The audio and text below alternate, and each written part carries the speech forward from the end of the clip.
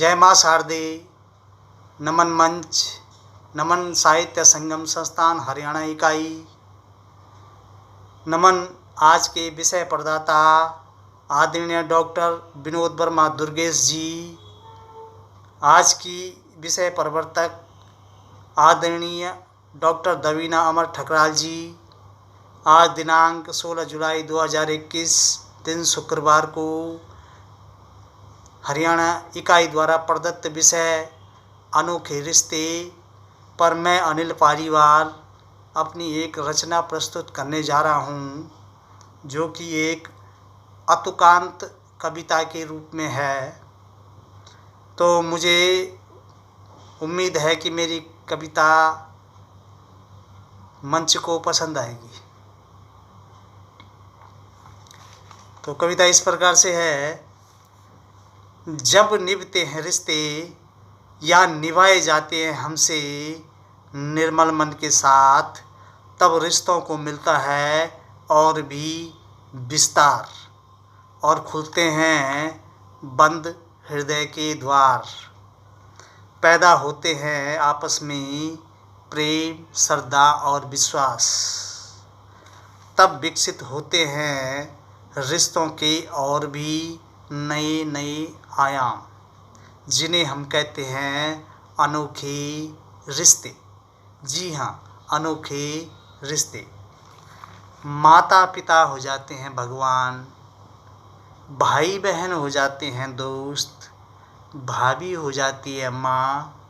इसी तरह अन्य सभी रिश्ते भी पा लेते हैं और भी विस्तार, और बन जाते हैं अनोखे रिश्ते।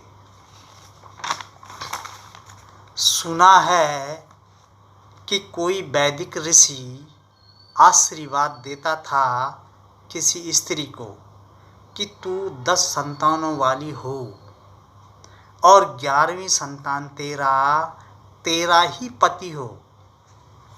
है ना विचित्र बात। लेकिन यह तभी संभव होता है जब आपसी संबंधों में निष्ठा हो, प्रेम हो, पवित्रता हो और अपनापन हो।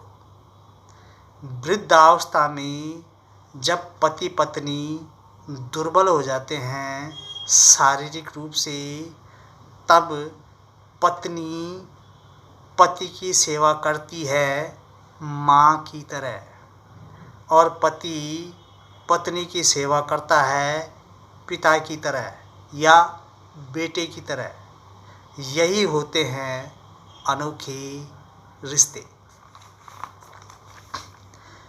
कुछ रिश्ते हमें हमारे जन्म लेते ही बने बनाए पूर्व से तैयार मिलते हैं, जिन्हें हम कहते हैं सगे रिश्ते।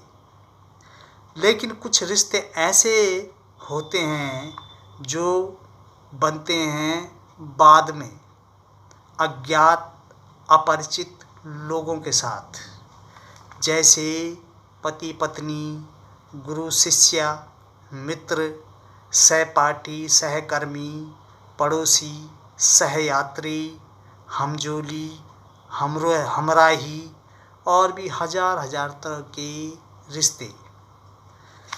जब अपरिचित हो जाते हैं सगे से और सगे हो जाते हैं मन में बसे अपरिचित संबंधियों जैसे, तो ये सभी रिश्ते हो जाते हैं अनोखे रिश्ते। हमारा सबसे अनोखा रिश्ता है भगवान के साथ।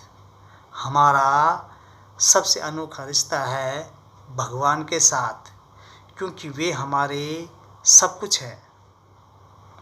और जब कोई व्यक्ति हमारा सब कुछ हो जाता है, तो वह भी हो जाता है हमारे लिए हमारा भगवान। और यही होता है अनोखा रिश्ता, और यही होता है अनोखा रिश्ता। धन्यवाद।